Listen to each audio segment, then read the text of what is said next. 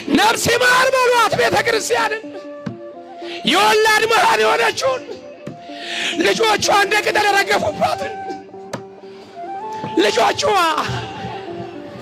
አምነዋት በደጇ በተሰባሰቡ ወንጀል ሆኖ መታረድ። የሰው ልጅ እንስሳ እንኳን ሲታረድ ቶሎ ብለ ነፍሱን አጥፋው ይባላል። ሲያጓራ ያሳዝናል። የሰው ልጅ እየታረደ ያጓራ።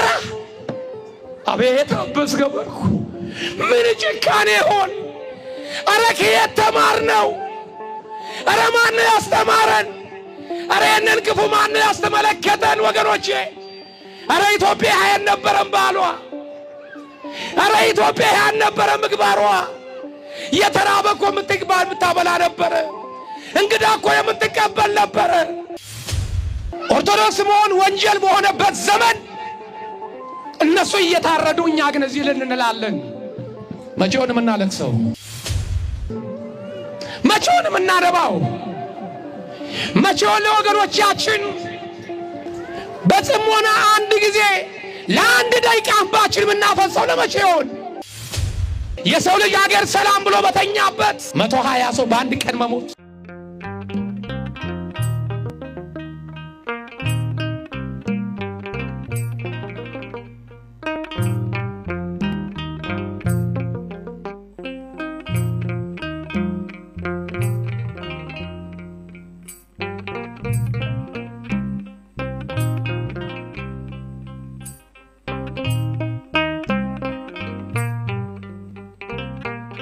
መንፈስ ቅዱስ አሐዱ አምላክ አሜን።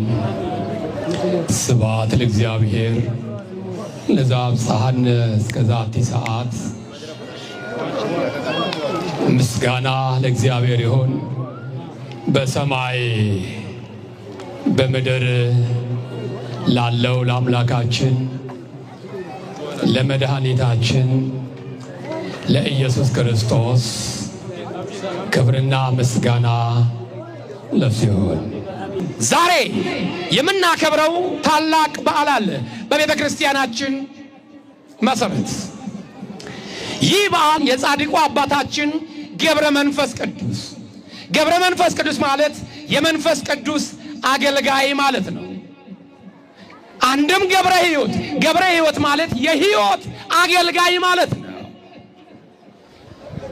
ይሄን ስም ያወጣላቸው ሊቀ መልአኩ ቅዱስ ገብርኤል ነው። ይሄን ስም ያወጣላቸው የተወለዱት በግብፅ ነው።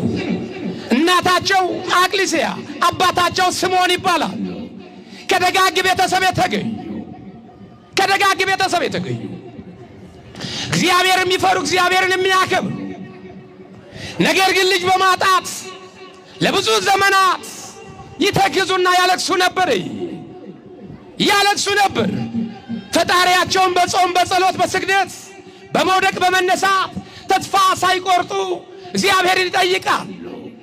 30 ዓመት ሙሉ ልጅ አልነበራቸው።